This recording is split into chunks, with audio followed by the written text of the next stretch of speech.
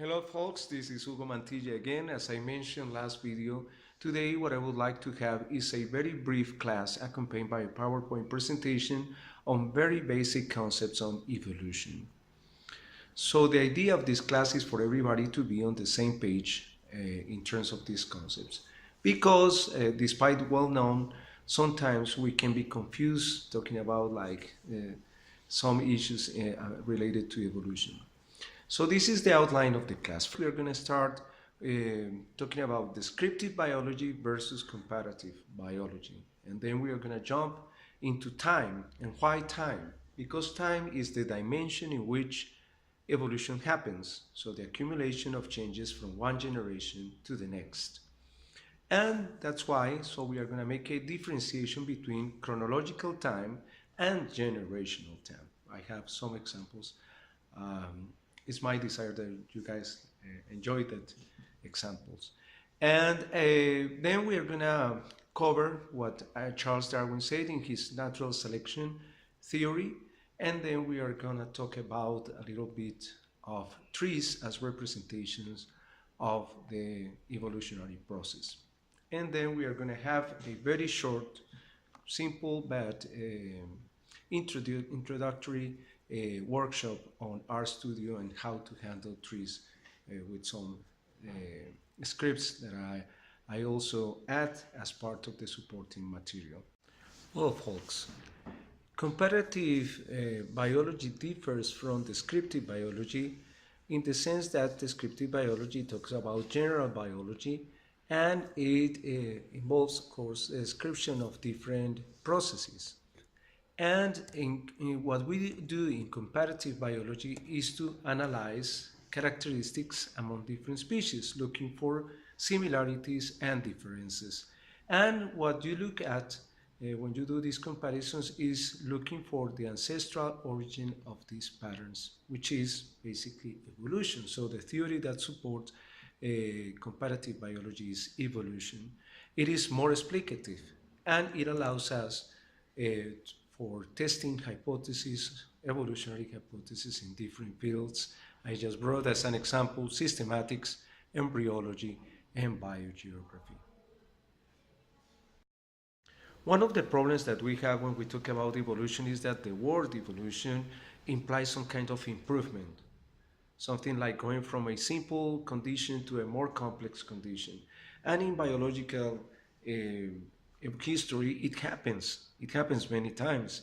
So you go from one simple condition to a more complex one. But this is not the only case. In some cases, we go from more complexity to a more simple situation. So evolution as a word might not be the best way to actually describe the process. A better way to describe the process would be to talk about just biological changes through time. They can go from simple to complex or from complex to simple.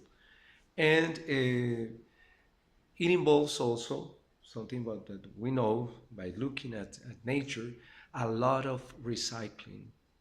So how you use this, for example, this hand that was selected in the primate life for grabbing branches and everything to do something else like, for example, handling staff and using tools to break, I don't know, hard fruits or whatever.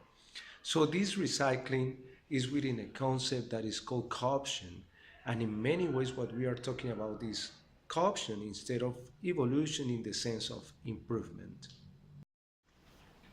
As humans, we understood how to manipulate the expression of some particular characteristics from one generation to the next. So I'm changing the frequency of this particular characteristic in a population.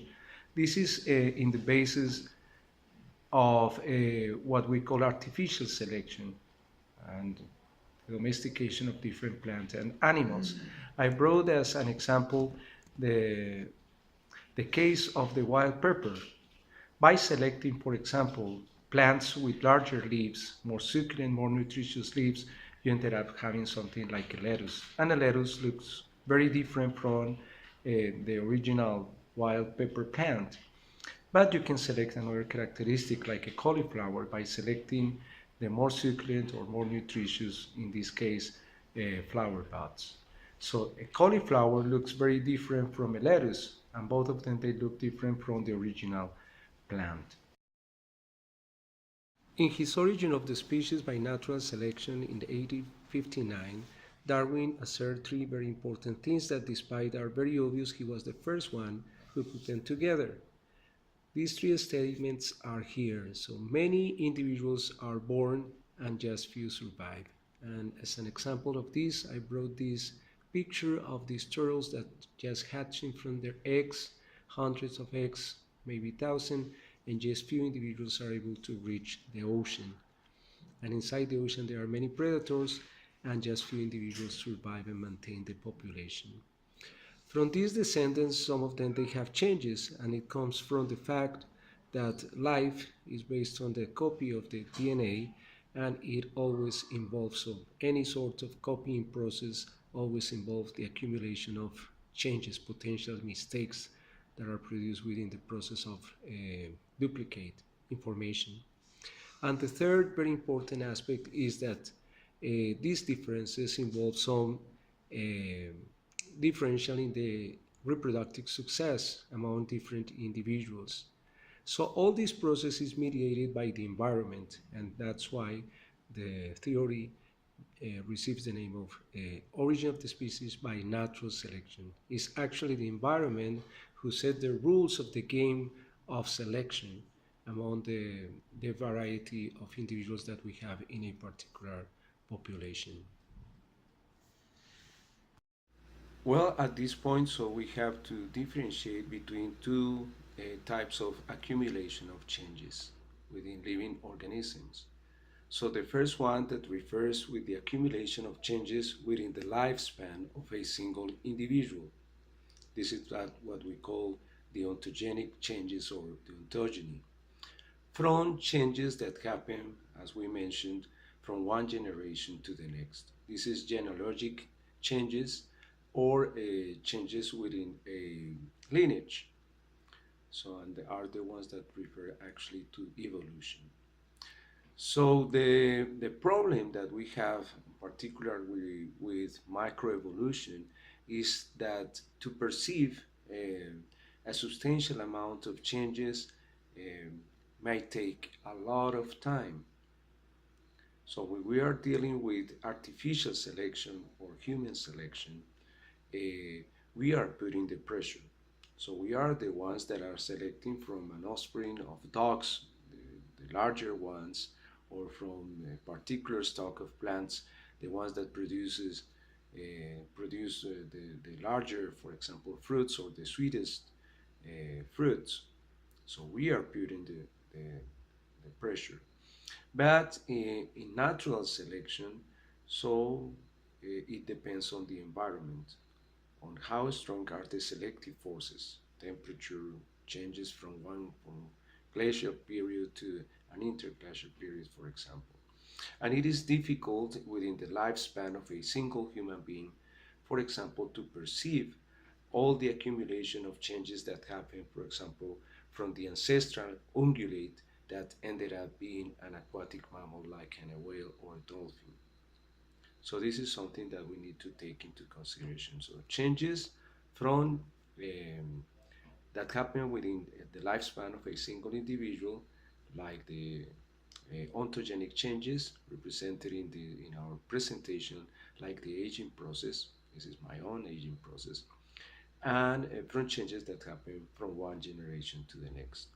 Also represented in this picture by this line, a genealogic line of my, for example, lineage.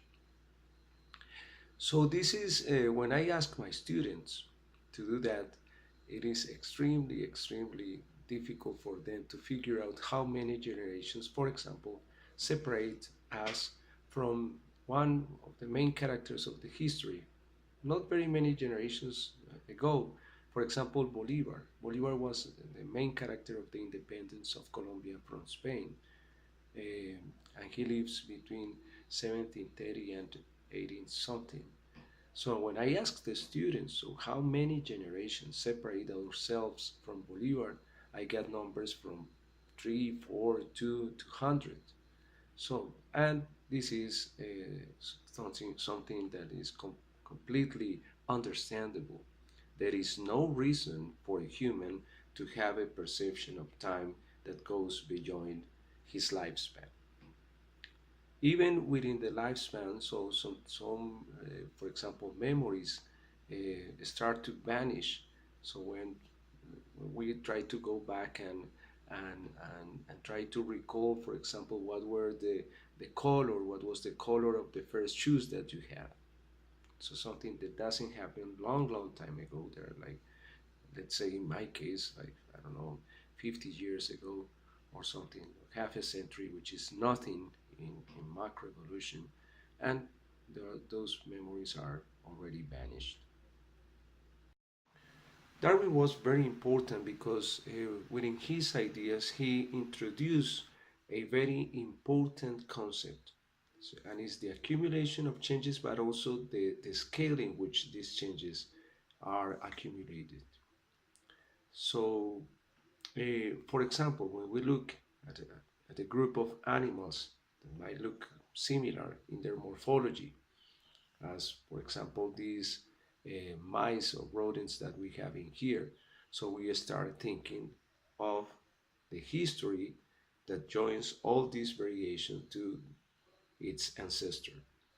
Or for example, when we look at these fillets, so and you look at the cat in your house, so you say, okay, so what is the difference that exists from this cat to the common ancestor that he shares with for example, a tiger or a leopard. And the other interesting thing is that immediately you start to associate those differences with some selective pressures that might contribute to reproductive success in the environment. For example, the dots in this tiger so might represent camouflage and better chances to capture their prey and to feed and to have energy to reproduce. Or for example, in the case of these canids, so the larger ears of these particular fox, so they might represent an advantage in the environment in which this animal exists.